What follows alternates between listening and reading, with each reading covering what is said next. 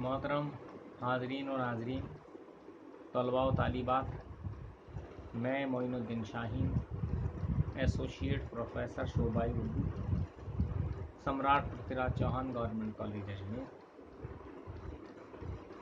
हमने MA final Urdu के paper 5 कसीदा मरसिया मसनवी के तहत पिछली नशस्त में ज़हरे इश्क मसनवी के चंद इब्तदाई अशार की तशरीह आप हजरात के सामने पेश की थी।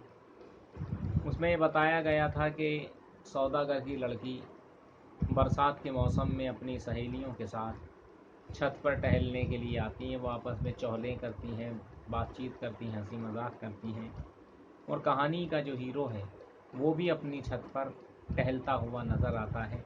जब उसकी तमाम सहेलियां चली जाती हैं अपने अपने घरों को नीचे उतर के सीढ़ियों से, तो उसके बाद क्या होता है वो सिलसिला शुरू हो रहा है। कहा कि रह गई जब अकेली वो गुल रूप, निगरां सैर को हुई हर सू, हुई मेरी जो उसकी चार निगाह,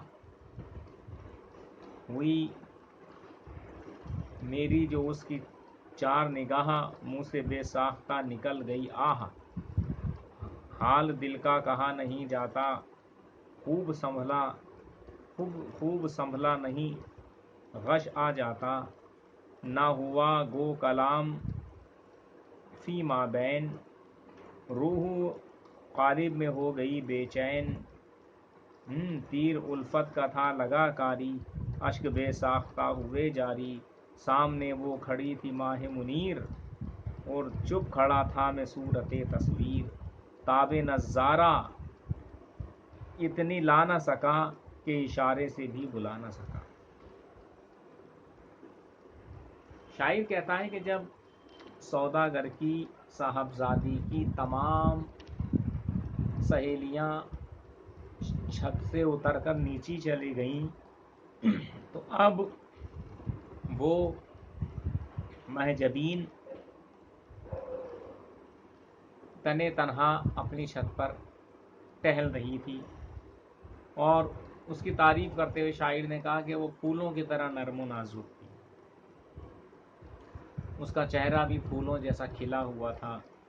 वो सैर सपाटे के लिए अपनी छत पर इधर उधर टहलने लगी तो अचानक उसकी और शायर की निगाहें चार हुई, यानी नज़रें टकराईं, और वो उसके हुस्न व जमाल को देखकर बेसाख्ता आह कर बैठा, आह निकल गई। और ये कहता है कि वो दरअसल उसके इश्क में गिरफ्तार हो गया। शायर इस मिसरे के ज़रिए ये पैगाम दे रहा है और कहता है कि मैं अपने दिल का हाल कैसे कहूँ, कोई सूरत ऐसी नज़र नहीं आती कि मैं अपने दिल का हाल बयान करूँ, और मेरी रूह मेरे कालिब में, मेरे जिस्म में, मेरे दिल में मचल रही थी, बेचैन हो रही थी, बेकरार हो रही थी। और माना कि हमारे दरमियान, यानी सौदागर की दुख्तर और शायर के दरमियान किसी तरह की कोई रस्मी गुफ्तगू, सलाम व पयाम कुछ भी नहीं हुआ, लेकिन उसके बावजूद वो बेचैन और बेकरार होके रह गया। कहते हैं कि उल्फत का तीर, इश्क का तीर, मोहब्बत का तीर इतना तेज़ी से उसके दिल को घायल करता हुआ निकल गया कि वो ऐसा चुपचाप खड़ा हो गया। उसके हुस्न व जमाल को देखकर सूरत तस्वीर हो जाना, या तस्वीर बनकर खड़े हो जाना, बुत बनकर खड़े हो जाना, ये हैरत व इस्तेजाब के जज्बे को ज़ाहिर करता है, उस कैफियत को ज़ाहिर करता है।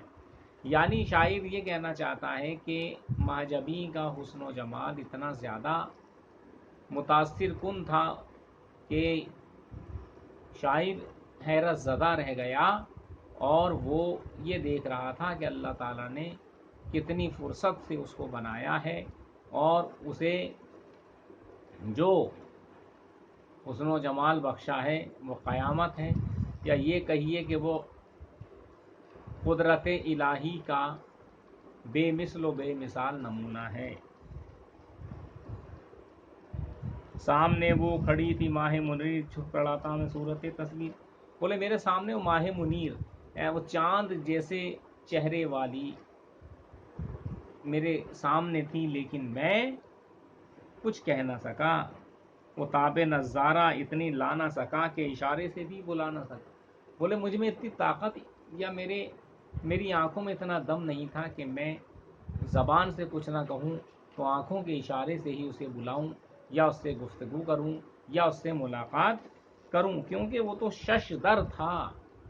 حیرت و استعجاب کی تصویر بن کر وہ بت کی طرح کھڑا ہوا تھا. اور کہا دیکھتا اس کو بار بار تھا میں، محو حسن جمال یار تھا. بولے جی چاہتا تھا کہ میں اسے بار بار دیکھتا رہا، کیونکہ میں نے ایسا حسن و جمال زندگی میں پہلی مرتبہ دیکھا. یعنی آپ نے یہ دیکھا ہوگا کہ بہت اچھی چیزوں کو ہماری خواہش ہوتی ہے کہ بار بار دیکھیں، کیونکہ اس سے دل کو، ہمارے قلب کو سکون یا راحت محسوس ہوتی ہے. اور جو بری بھدی چیز ہوتی ہے، اذیت پہنچانے والی کوئی شے ہوتی ہے، تو ہم اس سے پرہیز کرتے ہیں، گریز کرتے ہیں. شاعر یہی کہنا چاہتا ہے کہ اس کا جی تو چاہتا تھا کہ مہجبی سے محو گفتگو ہو، لیکن صد افسوس کہ وہ اتنی ہمت یا اتنا حوصلہ پیدا نہیں کر سکا کہ مہجبی سے دو بدو گفتگو کر کے اپنے دل کی بات کہہ سکے. یعنی یہ ابتدائی اشعار وہ ہیں جہاں سے مثنوی کا پلاٹ یا قصہ شروع ہوتا ہے. آگے کیا کیا ہوتا ہے، کس طرح سے کہانی موڑ لیتی ہے، یہ آئندہ کے اشعار میں پتہ چلے گا. ابھی یہ ابتدائی اشعار یہ سمجھے تمہید ہے، ایک طرح سے پرستاونا ہے، یا شاعر قارئین کو